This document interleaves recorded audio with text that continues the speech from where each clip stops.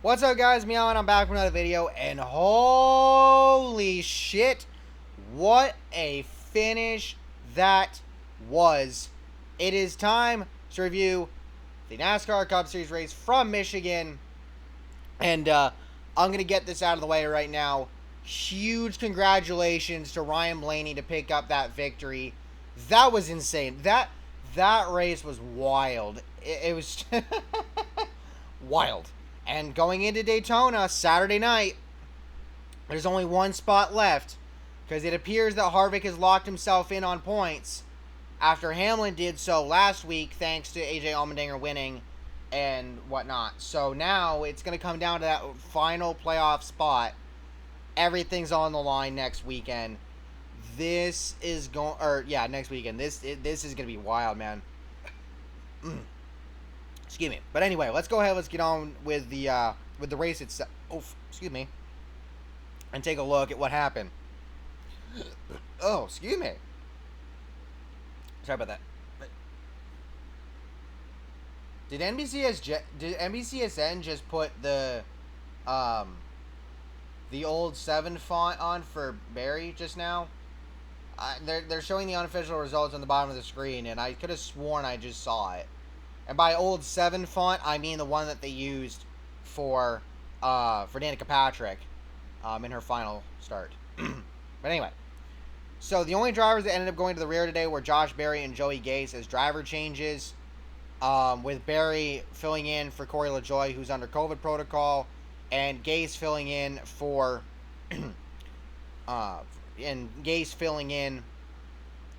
James Davison, or they got swapped. Due to a deal that got made with a sponsor, and they did. Okay, I'm gonna get this out of the way right now, real quick. So they're showing the official results, like I just said. They come out across the screen. They did not show Larson's number, which is weird. But even weirder is that it's been pointed out to me that this has happened, that they've done this with him before. Now there's 2 others that I need to see and see if they show them real quick before we continue here. So give me 1 second, because that is really weird that they would do that. What? Yep, they didn't put Bubba Wallace's number next to his, and they didn't put Suarez's number next to his. Okay.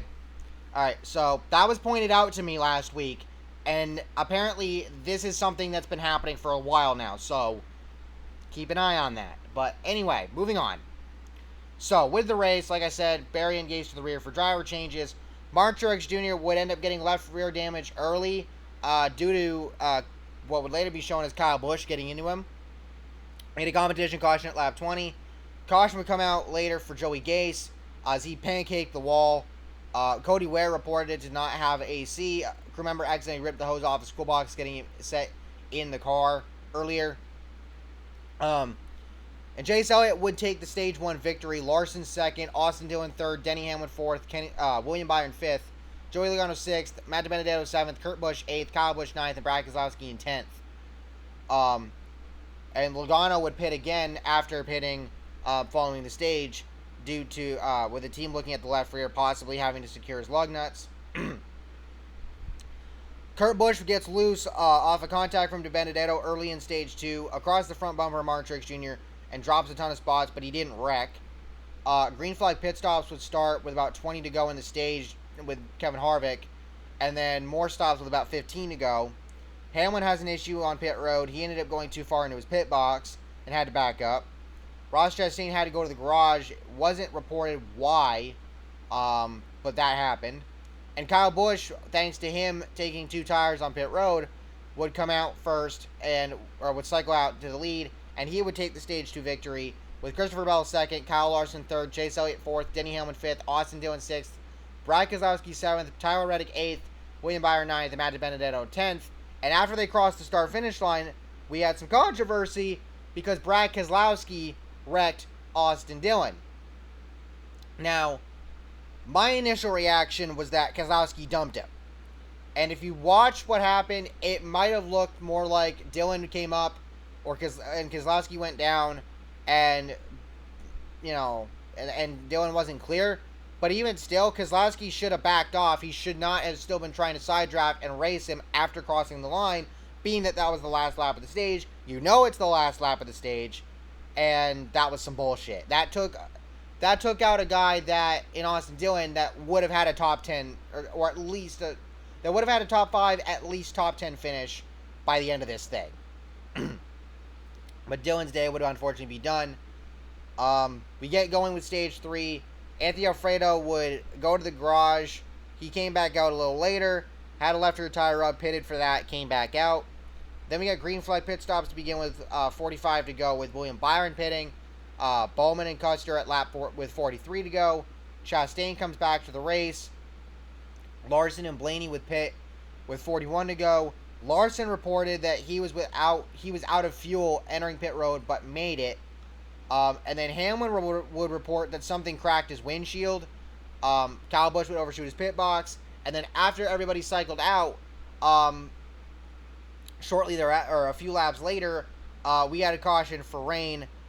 Basically what happened was it was a small cell, and it did come to pass. It was raining in some spots, but they got it going, and they got going again. Hamlin said that the 5 kicked something up and damaged his hood, and then said that he must have damage or something, but he's definitely not as fast.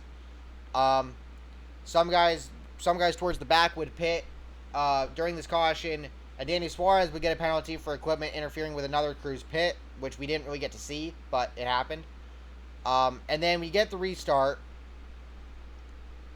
and Reddick makes it 4 wide going into turn 3. Gets around Logano on the bottom after Logano kind of ran him down there. And then he got backed up and almost spun, but saved it. And Truex Jr. got in the back of Logano and spins him. Reddick somehow doesn't hit Alex Bowman in the process. Malcolm McDowell spun Christopher Bell, who came down to try to avoid that. And Berry got spun behind them. And the caution would come out here. Newman would run into Josh Berry on that, and Logano would go to the garage with the damaged vehicle policy running out. So then we get the restart again with 8 laps to go, and it was just chaos. Elliott and Suarez made contact on the backstretch, but both of them saved it. Reddick ended up having a tire go down and spun, but he managed to get it back going again. We thought it was going to be a caution. It ended up not being so. He did make it to pit road. Briscoe got into the back of Kurt Busch on the backstretch after with Briscoe having a run after Kurt had a run but got backed up. DiBenedetto moved Hamlin out of the way on the backstretch on the next lap. Ryan Blaney would go and take the white flag, and he would steal the victory at Michigan, winning for the second time this season, the first time he's won multiple races in the same year in the Cup Series. And overall, that was one hell of a race. That was insane. That was wild. Wow. Just wow.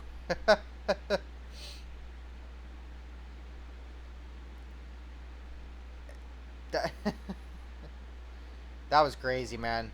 That was crazy. And apparently that was the closest Michigan finish ever, with Blaney winning by 0.077 seconds, which is weird considering that somebody else showed a picture below that of another finish from back in the 90s.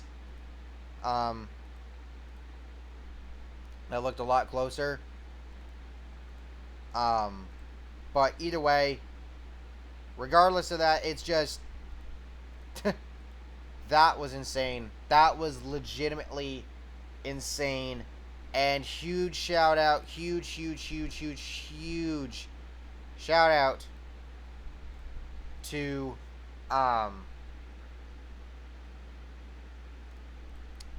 Ryan Blaney on getting that W. His second win of the season. Means we have 6 multiple race winners this year so far, with Larson, Truex Jr., Bowman, now Blaney,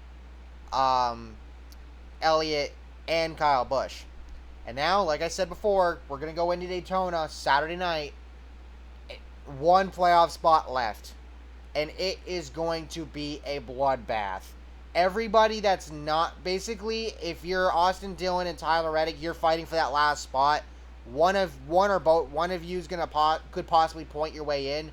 Everybody else, it's win or go the fuck home. And I'm going to be really interested to see what happens, because there are going to be some big ones. There's going to be some wild racing, and I'm here for it, man. But anyway, with all that being said, thank you all for watching. I hope you all enjoyed. I've got a bunch more videos to put up with, I have to do my SummerSlam reactions video. Thank you everybody that checked out the little rant I dropped yesterday. I also have 4 more diecast reviews that I filmed on Friday night that I gotta upload. You can tell that I uploaded them then because I was tired by the time I got to the last one. But yeah, so with all that being said, thank you all for watching. Hope y'all enjoyed. Let me know your thoughts down below. I'll see y'all next time. Peace.